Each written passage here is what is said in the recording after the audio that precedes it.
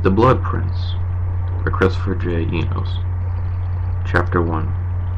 The bandits are getting ready for their attack soon. Their ranks contain 500 men and women, all of them trained in the art of battle. The bandits might not be the smartest of groups in the land of Talos, but they are quite dangerous when in large groups. They carry a variety of weaponry that varies from mere rusty daggers to giant gold claymores.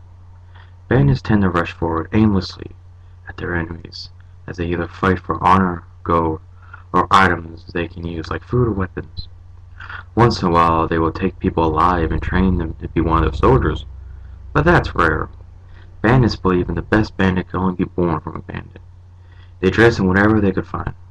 The lower men and women tend to wear cloths, or old armor that should have been melted down and used for something else. The higher ranks will wear armor made of steel or iron. The generals that lead them wear gold so they can stand out and be known for their achievements. The leaders of each group, and the king and queen of the bandits, wear armor and uses weapons that tend to not be from the world of Talos. Some say they're not even from the human world. Lord Gore, who is leading the attack, does not believe in such netherworld armor and weapons.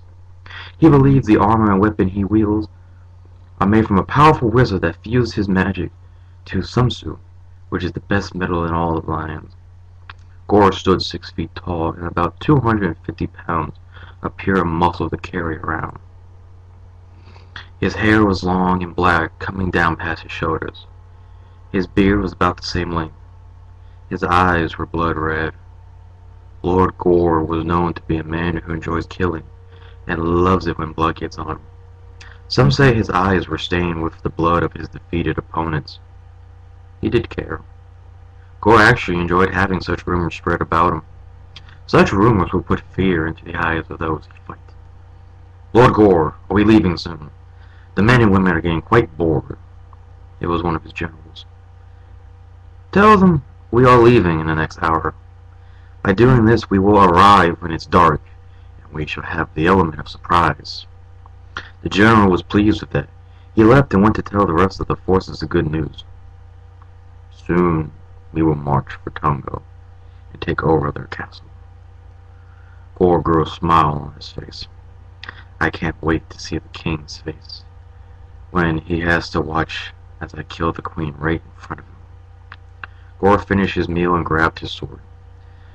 The blade of it was just as red as his eyes were. It was clawed bloodthirsty for obvious reasons. It seemed that with each kill the blade got stronger. His armor, which too was blood red, had similar properties. It was called Demon Protector, and with each hit it takes it becomes thicker and tougher. Gore had been through countless battles, so his sword could kill a god and his armor could take as many hits from a god. Gore heads out of his tent and takes a look around the camp. He sees his troops getting ready. He sees the men and women eating and getting their armor on. He sees some over in the corner practicing their sword techniques. Gore was a master of sword techniques and he taught them to all his troops. It's good to see my troops getting prepared. A look of doubt appeared on Gore's face. They'll need every bit of training for the mission we took. Gore's job was to take his army of bandits into the city of Tongo. Once inside, he was to burn down every building and kill everyone as he makes his way to the castle, which is located in the back of the city. Once there, he is to storm the castle and capture the royal family. Once they have been captured and all the guards are dead, the royal family is to be executed through the means of decapitation. The mission sounded simple enough, but to do it was not. Tongo was a very large city with a powerful army to defend it. I hope to God a mere 500 can take on Tongo. As the words left Gore's mouth, the cold feeling of death covers him. He turns and comes face to face with the cloaked figure. Do you doubt your own strength and the strength of your soldiers? The cloaked figure was a man, and the man had a very deep voice. It's not that. The fact is I don't have enough men to storm such a stronghold as Tongo. The cloaked figure made a gesture of disappointment. I thought I was paying you good money to hire the great Lord Gore. What I see before me is a man who can't even believe in his own strength, and much less strength of his troops. I think I made a grave mistake of hiring you. Gore knew who it was now. The man was Shakta.